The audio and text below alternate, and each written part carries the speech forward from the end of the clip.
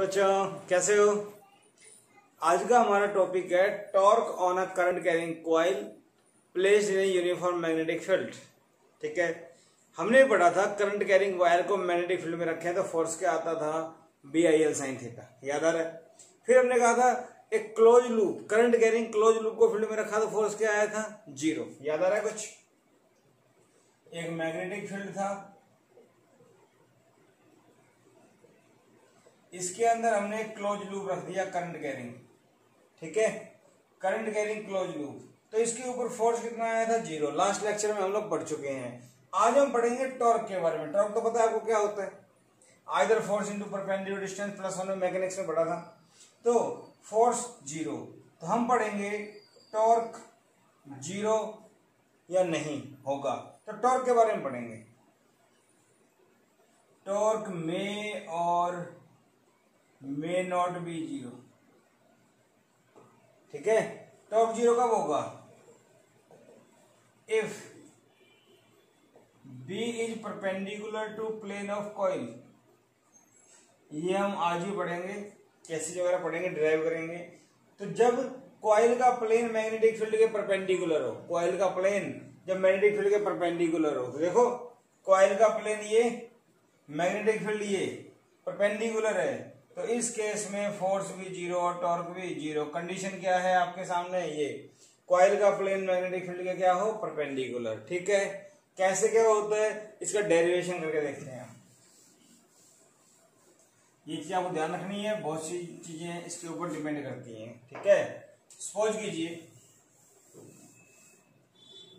हमारे पास एक rectangular coil है, हमारे पास इस टाइप से एक रेक्टेंगुलर कॉइल है। ठीक है, मैग्नेटिक फील्ड ऐसे लिया हुआ है, तो हम नाम दे देते हैं इसको PQRS। करंट फ्लो कर रहा है ऐसे। ठीक है, करंट कितना फ्लो कर रहा है, I। क्लियर। ठीक है, मैग्नेटिक फील्ड में दिखा दिया कि हॉरिजॉन्टल डायरेक्शन में चारों वायर के लिए दिखाएं, तो चारों के लिए ऐसे दिखा दो, कोई किसी टाइप की परेशानी नहीं है थीटा एंगल पे।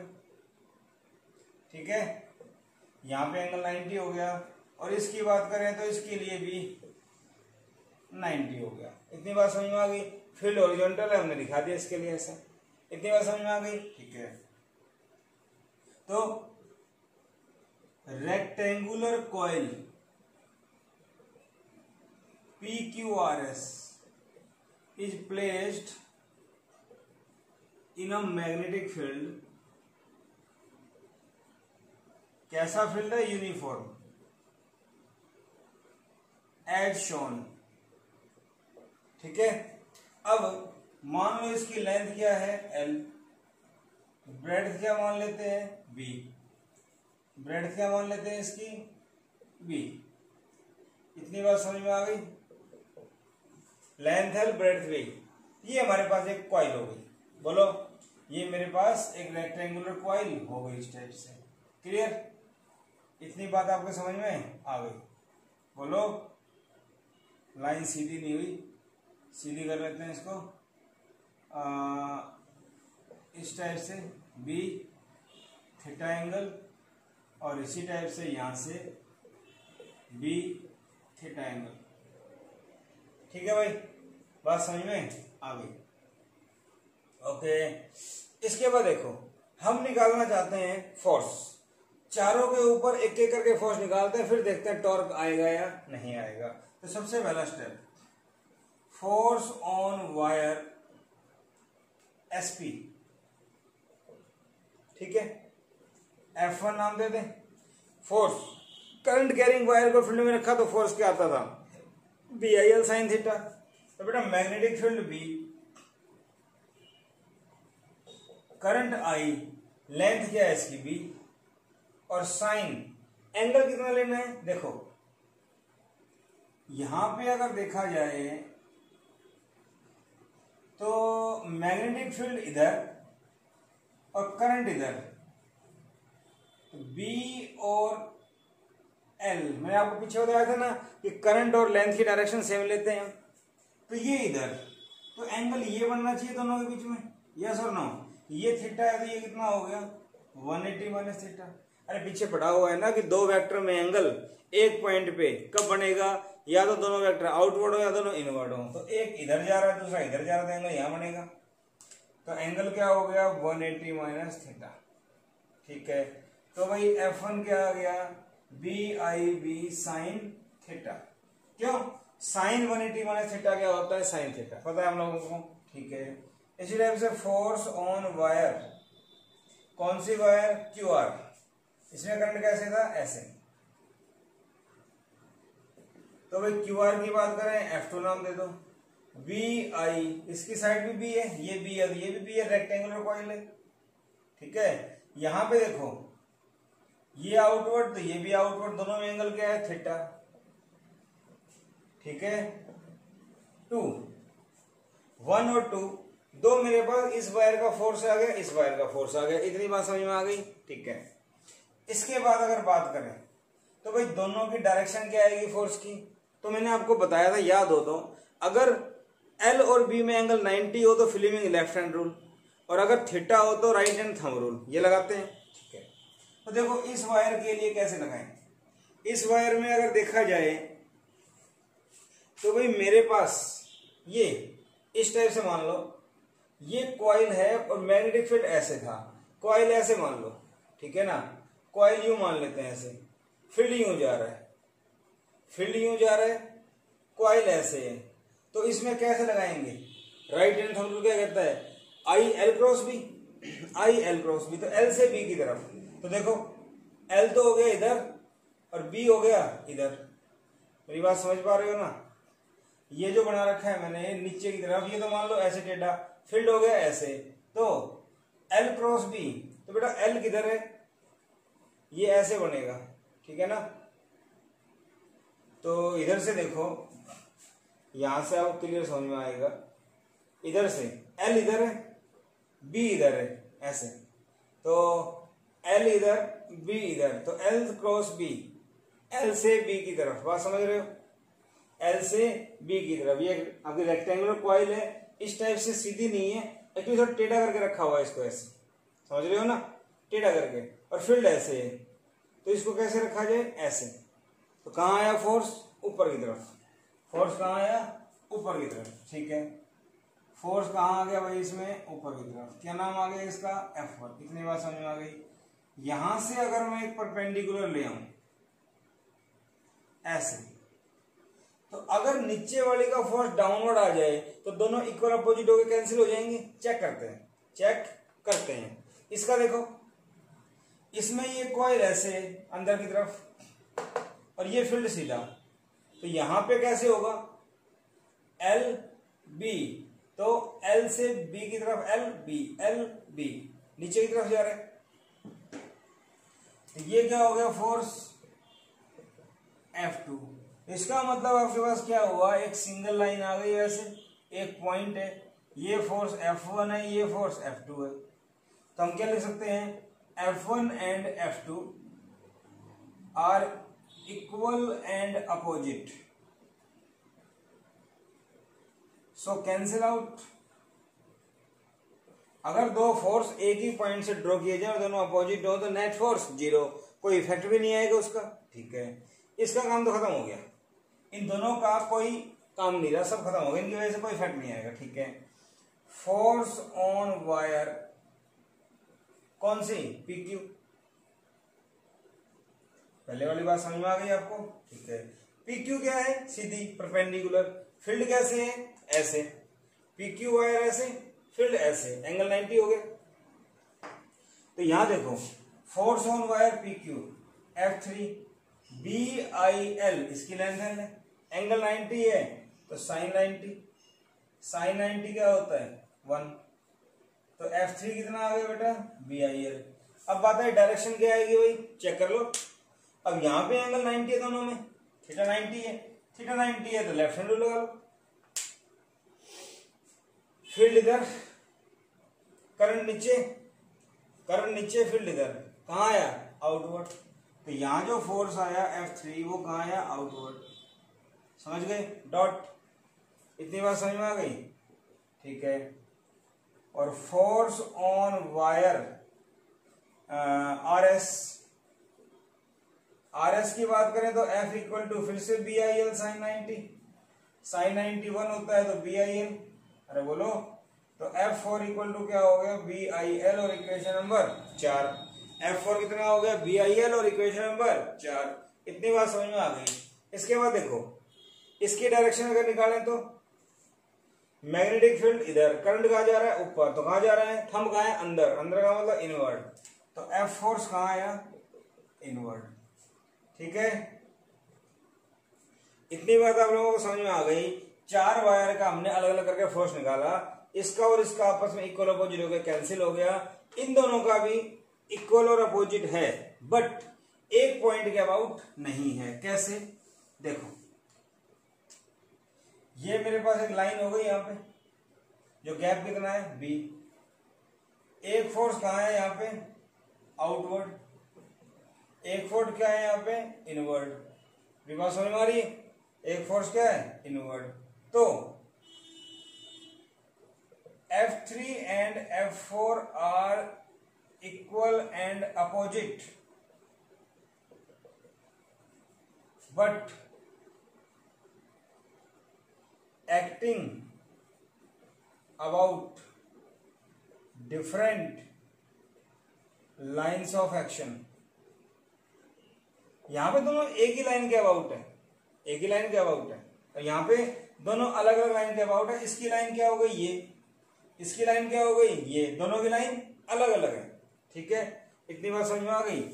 पहले वाले में दोनों की लाइन एक थी, यहां पे दोनों की लाइन अलग अलग है। अलग अलग है तो क्या होगा, सो नेट फोर्स इज 0, क्योंकि दोनों फोर्स इक्वल अपोजिट है। BIL दोनों को ऐड करोगे तो 0 हो जाएगा। क्यों, आउटवर्ड को अगर पॉजिटिव मानूंगा तो ये इनवर्ड है। अरे समझो, नेट फोर्स ये, तो इसको मैं क्या लिख दूंगा BIL डॉट, ये क्रॉस है तो इसको डॉट बनाओगे तो डायरेक्शन अपोजिट के लिए माइनस लगा दो, क्या हो गया 0। तो नेट फोर्स क्या हो जाएगा 0। तो net force is 0, but torque is not 0। Torque 0 नहीं होगा, क्योंकि जब दो फोर्स एक लाइन के अबाउट हो तो क्या होता है, वो घुमाते हैं। अगर ये पॉइंट फिक्स है या नहीं है, ये इसको ऐसे घुमाएगा और ये इसको ऐसे घुमाएगा, तो टर्निंग इफेक्ट आएगा। अरे बोलो, टर्निंग इफेक्ट आएगा, और इसको क्या बोलते हैं टॉर्क। क्या बोलते हैं इसको टॉर्क। तो दोनों फोर्स इक्वल अपोजिट है, बट डिफरेंट लाइन के अबाउट है, एक लाइन के अबाउट नहीं है। तो नेट फोर्स तो 0 होगा, बट टॉर्क आएगा। टॉर्क आएगा मतलब ये दोनों का जो टॉर्क आएगा वो इस कॉइल को घुमाएगा, टर्निंग इफेक्ट। क्या बोलते हैं टर्निंग इफेक्ट। ये कॉइल घूमेगी मैग्नेटिक फील्ड में, इन दोनों की वजह से, इन दोनों की वजह से, इन दोनों की वजह से, जो मैग्नेटिक फील्ड की लाइन परपेंडिकुलर है। ठीक है, इतनी बात समझ में आ गई। ओके भाई, इतनी बात मुझे समझ में आ गई। टॉर्क आया। अब टॉर्क का फॉर्मूला होता है either force into perpendicular distance. तो मुझे पहले परपेंडिकुलर डिस्टेंस चाहिए, तो मैं क्या करूं, मैं इस लाइन को ड्रॉ करता हूं PS, और ये किधर था नीचे की तरफ। ठीक है, तो मैं एक काम करता हूं, इसको ऐसे ड्रॉ कर लेता हूं। ठीक है, मैग्नेटिक फील्ड कैसे था ऐसे, ये थीटा, तो ये भी क्या होगा थीटा कॉरस्पॉन्डिंग एंगल। ठीक है, अब एक फोर्स आउटवर्ड और एक आउटवर्ड और एक इनवर्ड, मैं इसको ऐसे ड्रॉ कर दूं। ये F4 मान लो और इसको F3 मान लो।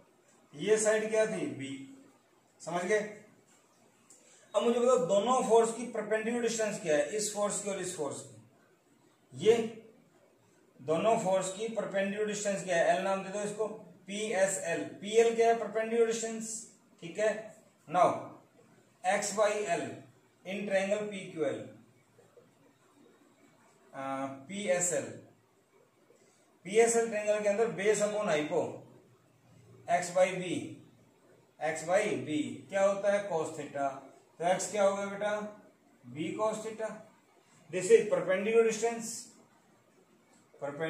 Distance between forces F3 and F4। बात समझ में आ गई ना, परपेंडिकुलर डिस्टेंस आ गई दोनों की। ठीक है, now torque either force into perpendicular distance, ठीक है, आइदर फोर्स इनटू परपेंडिकुलर। क्यों? क्योंकि आपने देखा F3 और F4 का मैग्नीट्यूड सेम है, नोट किया था आपने, F3 और F4 का मैग्नीट्यूड सेम है। तो मैं लिख सकता हूं टाउ का सिंबल टॉर्क का ये होता है, आइदर फोर्स क्या था BIL, और परपेंडिकुलर डिस्टेंस क्या है भाई B cos थीटा। समझ में आ गई बात? टाउ इक्वल टू क्या होगा BILB cos theta, BIA cos theta. क्या हुआ भाई ये LB, A equal to LB area of coil, rectangle का एरिया, ठीक है। फॉर एन टर्न्स, अगर कॉइल में एन टर्न हो तो भाई NBIA cos ऑफ थीटा। इतनी बात समझ में आ गई। Theta is the angle between plane of the coil and magnetic field. Theta is the angle between plane of coil and magnetic field. Theta angle between plane of coil and magnetic field. समझ गए भाई? Okay, इतनी बात समझ में आ गई। Now if alpha angle between magnetic field and normal to plane of coil, समझने की कोशिश करो। मान लो ये कॉइल है तो ये प्लेन है, ये नॉर्मल हो गया इसका परपेंडिकुलर, ये मैग्नेटिक फील्ड हो गया। तो थीटा एंगल कौन सा था? थीटा एंगल तो ये था प्लेन के साथ, ये एंगल क्या बनेगा अल्फा। मैग्नेटिक फील्ड और नॉर्मल के बीच में एंगल अल्फा, प्लेन के साथ कितना था कॉइल का थीटा। इतनी बात समझ में आ गई? तो थीटा प्लस अल्फा कितना 90। बात समझ में आ गई? अरे बोलो, ये प्लेन ऑफ कॉइल वैसे मान लो, कॉइल का प्लेन, ये नॉर्मल, ये मैग्नेटिक फील्ड अल्फा, और ये कितना हो गया थीटा। थीटा प्लेन के साथ और ये कॉइल ऐसे बना लो, ठीक है। समझ गए मेरी बात? ऐसे ज्यादा अच्छे समझ में आ जाएगा। ओके, तो यहां से टाउ क्या बन जाएगा NBIA साइन, यहां से निकालो थीटा 90 माइनस अल्फा, तो sine 90 minus alpha, sine 90 minus alpha क्या होगा NBIA साइन अल्फा। बोलो साइन 90 माइनस थीटा, एक मिनट कोस था बेटा ये, सॉरी, हाँ कोस, NBIA कोस थीटा था, तो यहाँ थीटा क्या कहते हैं 90 माइनस अल्फा, और कोस 90 माइनस अल्फा क्या होता है साइन अल्फा। बात समझ में आ गई? तो टॉर्क का फॉर्मूला मेरे पास आ गया NIBA साइन अल्फा। इतनी बात समझ में आ गई, ठीक है। Theta is the angle between plane of coil and magnetic field, and alpha is the angle between normal to plane of coil and magnetic field, ठीक है। कॉइल का नॉर्मल और मैग्नेटिक फील्ड के बीच का एंगल अल्फा, ये नाम दे दिया, कुछ भी हो सकता है, ठीक है भाई। इतनी बात समझ में आ गई। तो टॉर्क का फॉर्मूला हो गया NBIA साइन अल्फा। अल्फा क्या था समझ में आ गया, ठीक है। Tau equal to N bar I bar BA cos theta, BA sine alpha. लिख सकता हूं मैं इसको सिंपल, ठीक है। वेक्टर फॉर्म में लिखूंगा तो क्या बनेगा NI, क्योंकि N यहाँ पे नंबर ऑफ टर्न्स है in the coil, I current है, A क्रॉस B, फिर से क्रॉस प्रोडक्ट आ गया, A हो गया एरिया, B हो गया मैग्नेटिक फील्ड, एरिया और मैग्नेटिक फील्ड। तो tau perpendicular to plane of A and B, ठीक है। Tau perpendicular to area, tau perpendicular to magnetic field, clear है ना। बट एरिया परपेंडिकुलर वो कोई जरूरी नहीं है B के, ठीक है। इतनी बात मुझे समझ में आ गई। देखो नाउ अगेन, फिर से अगर मैं यूज करूं tau equal to NBIA sine alpha, if alpha equal to 0, if alpha equal to 0, alpha किस किस के बीच का एंगल था normal to plane of coil and magnetic field. देखो अल्फा 0 का मतलब क्या हुआ, alpha is the angle between normal, ये कॉइल बना दी मैंने, ये नॉर्मल, और ये मैग्नेटिक फील्ड, थीटा क्या हो गया 0, क्योंकि alpha is the angle between normal and magnetic field. याद आ रहा है, नॉर्मल और मैग्नेटिक फील्ड के बीच का एंगल अल्फा था, अल्फा 0 कर दिया, तो ये बी की लाइन इसी के अलॉन्ग हो गई, बोलो। तो इसका मतलब नॉर्मल और ये क्या हो गया 0, और अल्फा अगर 0 करूंगा तो टॉर्क क्या हो गया 0। इसका मतलब टॉर्क विल बी 0 अगर कॉइल का नॉर्मल और मैग्नेटिक फील्ड एक दूसरे के पैरेलल हो। कॉइल का नॉर्मल और मैग्नेटिक फील्ड एक दूसरे के पैरेलल हो, थीटा 0 होता है, तो टॉर्क क्या होगा 0।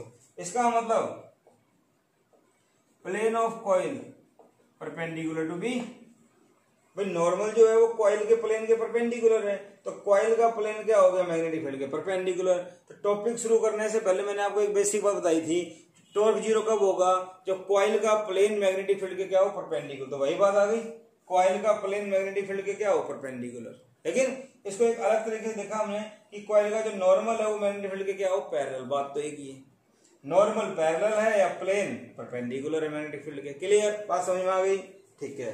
तो अगर मैग्नेटिक फील्ड कॉइल के प्लेन के परपेंडिकुलर है तो टॉर्क 0 होगा, और कॉइल के नॉर्मल के पैरेलल है तो 0 होगा।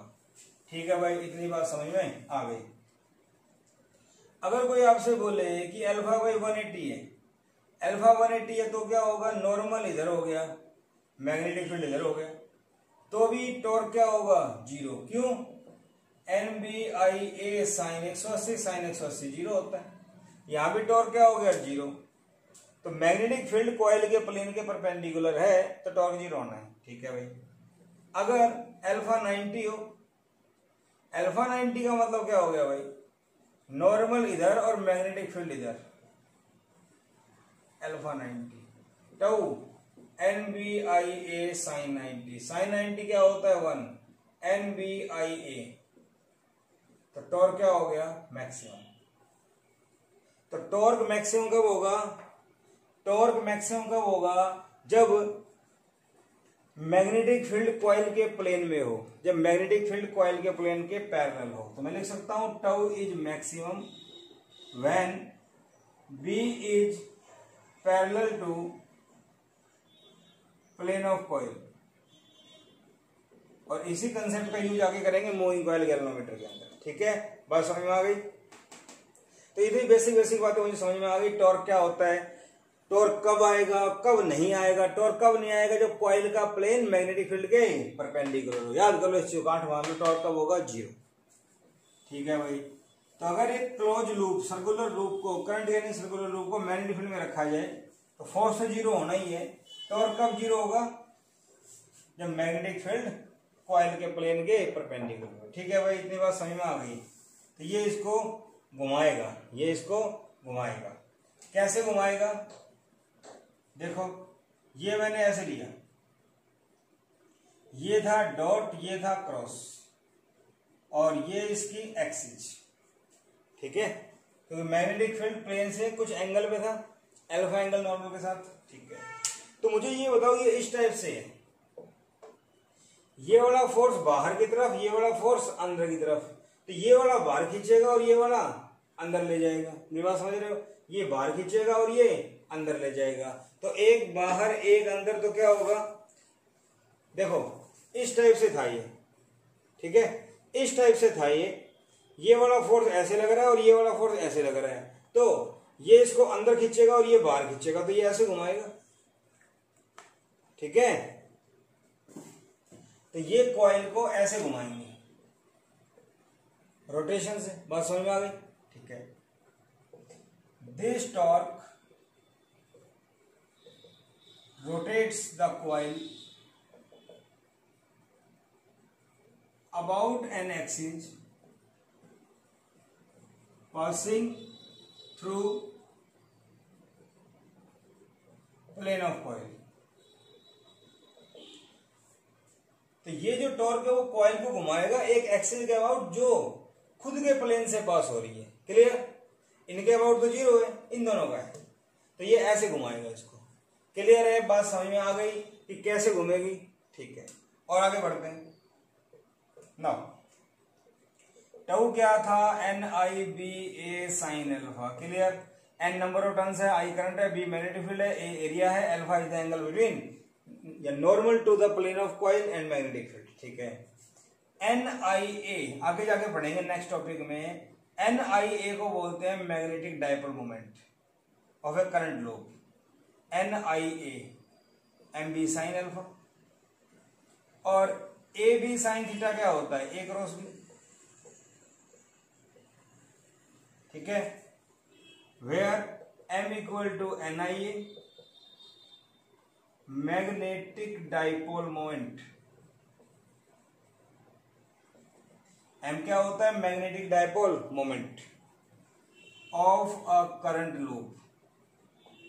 डिटेल में इसको नेक्स्ट टॉपिक में पढ़ने वाले हैं, अभी बेसिक बेसिक बातें बता रहा हूं। एम हल्की सी बातें बता रहा हूं मैं आपको फिलहाल, जो हमने लिया था इसके लिए पी क्यू आर एस, ये डाइपोल मोमेंट है, एम इज वेक्टर,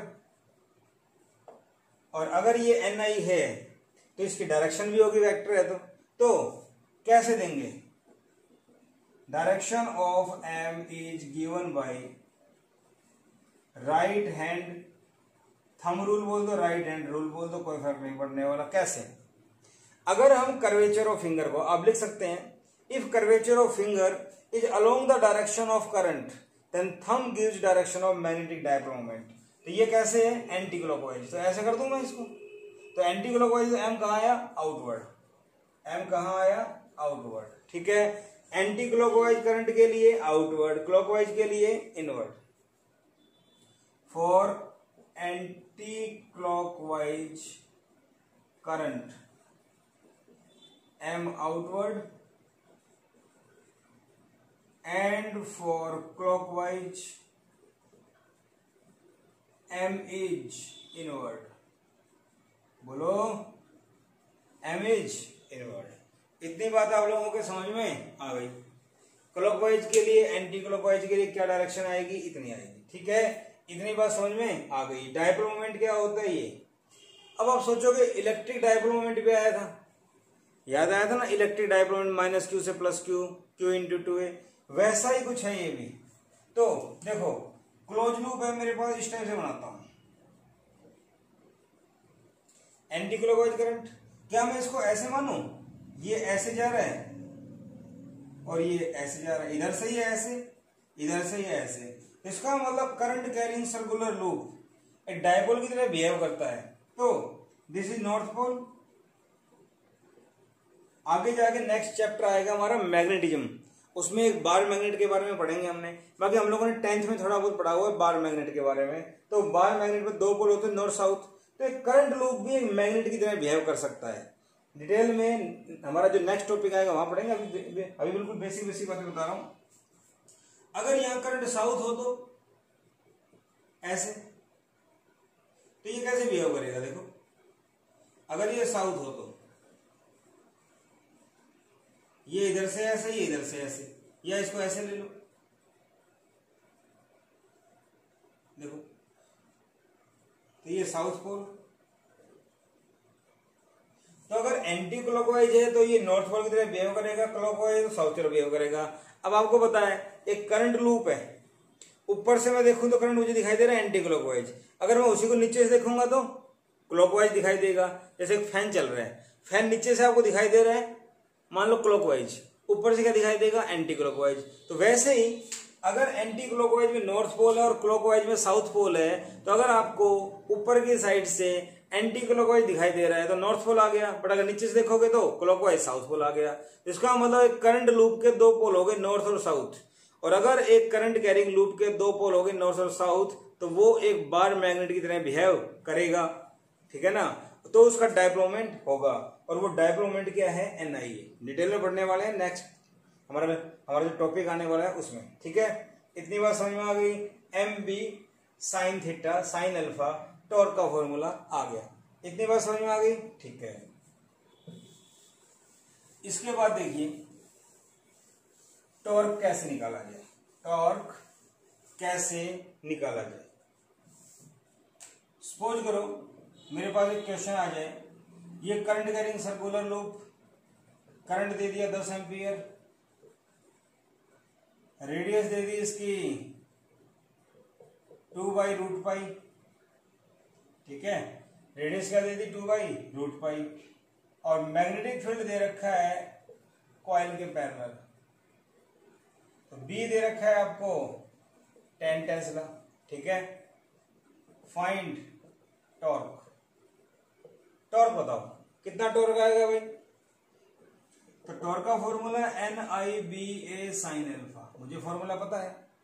एन कितना है, नंबर ऑफ टर्न्स नहीं दे रखा तो 1, करंट कितना है 10 एम्पियर, बी कितना है 10 एम्पियर, एरिया कितना है पाई आर स्क्वायर, आर स्क्वायर क्या होगा 2 का स्क्वायर 4 और √पाई का पाई। साइन अल्फा, कॉइल का नॉर्मल क्या हुआ ये, और नॉर्मल के साथ मैग्नेटिक फील्ड कितना एंगल बना रहा है 90, अरे बोलो, ठीक है। ये हो गया 100, पाई से पाई 4 sin 91, 400। और टॉर्क क्या होता है force into distance, newton metre. बात समझ में आ गई। टॉर्क का फॉर्मूला क्या आ गया 400 न्यूटन मीटर में आंसर आ गया, निकाल सकता हूं मैं इस टाइप से। और देखो, अगर कोई आपसे बोले कि भाई ये मैग्नेटिक फील्ड है 10 टेस्ला, ये करंट फ्लो कर रहा है इसके अंदर 5 एम्पियर, ठीक है, बोलो। और ट्रायंगल का एरिया क्या मान लें 5 मीटर स्क्वायर दिया हुआ है, नंबर ऑफ टर्न्स दे दिए 10, ठीक है भाई। फाइंड टॉर्क, टॉर्क बताओ, तो टाउ क्या होगा भाई, वही formula NBIA sin alpha. N कितना दे दिया 10, बी कितना दे दिया 10, आई कितना दे दिया 5, अरे बोलो NBIA, एरिया कितना है 5, और साइन अल्फा साइन 90। क्यों, कॉइल का नॉर्मल क्या होने वाला है ये, मैग्नेटिक फील्ड क्या है प्लेन के पैरेलल, भाई मैग्नेटिक फील्ड जब प्लेन के पैरेलल है तो नॉर्मल के क्या हो गया परपेंडिकुलर साइन 90। तो कितना हो गया 5 5 25 100, तो टाउ आ गया 2500 न्यूटन मीटर। बात समझ में आ गई, बात समझ में आ गई। तो टॉर्क कैसे निकलेगा, ऐसे निकलेगा। टॉर्क का फॉर्मूला हो गया NBIA sin alpha, formula apply करो आंसर निकालो, कोई बड़ी बात नहीं है, ठीक है भाई। इतनी बात समझ में आ गई। इसके बाद और देखो, सपोज करो आपको ऐसे कुछ दे दिया जाए XYZ, ठीक है, और इस टाइप से आपको एक लूप दे दिया PQRS, और मैग्नेटिक फील्ड यहां से, मैग्नेटिक फील्ड भी यहां से 37 डिग्री के एंगल पे, या छोड़ो 60 डिग्री के एंगल पे है, ठीक है। फाइंड टॉर्क, ठीक है भाई। टॉर्क वैल्यू ले लो, B 10 टेस्ला, और इधर करंट जा रहा है ऐसे 5 एम्पियर, और एरिया क्या मान लें इसका 4 मीटर स्क्वायर, ये लो। Find torque. अब ध्यान से देखो क्या करें, अब ध्यान से देखो, हमारे पास जो मैग्नेटिक फील्ड है इसे कंपोनेंट करो। ये क्या है B cos 60, B cos 60, तो B कितना है 10, cos 60 कितना होता है 1/2, कितना आ गया 5 टेस्ला, ठीक है। इसका परपेंडिकुलर क्या आएगा इधर B sin 60, B कितना है 10, sin 60 क्या होता है √3/2, कितना आ गया 5√3 टेस्ला, तो B क्या आ गया 5√3 टेस्ला, ठीक है। अब आपको ये पता है कॉइल के प्लेन के परपेंडिकुलर मैग्नेटिक फील्ड, क्योंकि ये YZ प्लेन में, तो अगर मैं लिखूं 5 tesla magnetic field is perpendicular to plane of coil, so torque 0। और मुझे पता है पहले से अगर मैग्नेटिक फील्ड कॉइल के प्लेन के परपेंडिकुलर हो तो, so torque due to 5√3 tesla, इसकी वजह से आएगा, कितना आएगा NBIA sin अल्फा। N कितना है नहीं दे रखा, B कितना है 5√3, I कितना है 5 एम्पियर, एरिया कितना दे दिया 4, और साइन अल्फा साइन 90। क्यों भाई, ये कॉइल का प्लेन और इसी प्लेन में मैग्नेटिक फील्ड है। और अल्फा क्या होता है, नॉर्मल के साथ इसका नॉर्मल क्या है, ये तो नॉर्मल के साथ प्लेन क्या है, परपेंडिकुलर, ये आ गया। तो 5 4 20 100√3 न्यूटन मीटर। तो टॉर्क का फॉर्मूला मेरे पास इस टाइप से आ गया। आई थिंक बात समझ में आ गई आप लोगों को। इस टाइप से मेरे पास टॉर्क का फॉर्मूला आ गया। मेरे ख्याल से ऐसा कुछ थोड़ा सा मुश्किल सवाल है, कर सकते हैं, कोई परेशानी वाली बात नहीं। सिर्फ कॉइल का ये देखना है, मैग्नेटिक फील्ड अगर इसके परपेंडिकुलर है तो टॉर्क 0, कुछ एंगल पे पैरेलल है तो एंगल 90। सॉल्व करना आपको आता है। चलो और देखते हैं, एक अच्छा सवाल करते हैं इसके ऊपर। क्वेश्चन है, a wire is wound on a solid sphere 10 times, तो उसको 10 बार उसके ऊपर वाउंड किया गया, रैप किया गया, ठीक है,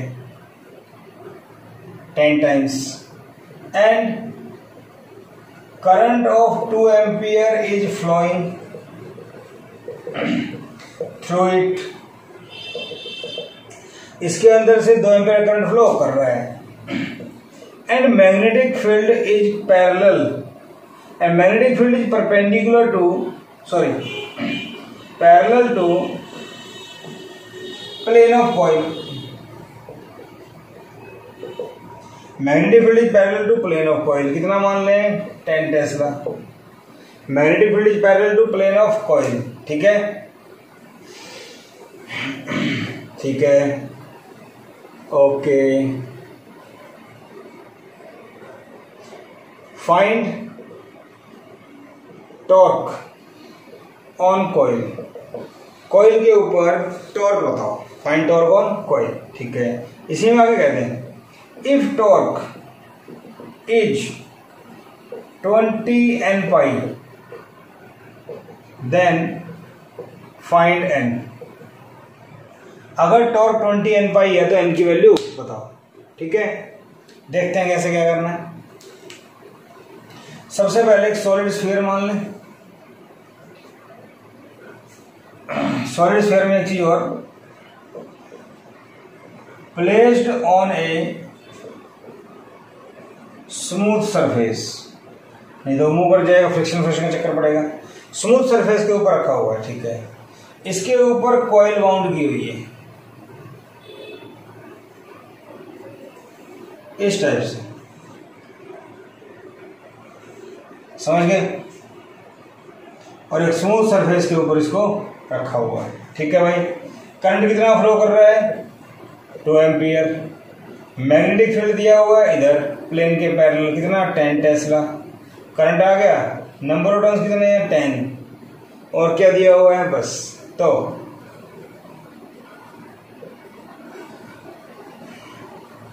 एरिया नहीं दिया हुआ है तो रेडियस मान लेते हैं। Radius of the coil is 2/√π कर लेते हैं पहले, इतना आसान हो जाएगा, मीटर। 2/√π, रेडियस क्या है, 2/√π, ठीक है ना। टॉर्क, टाउ क्या होता है, NBIA sin अल्फा, इतना ही होता है। n कितना, 10, b कितना है भाई, 10, बोलो b कितना है, 10। अच्छा, I कितना है, 2।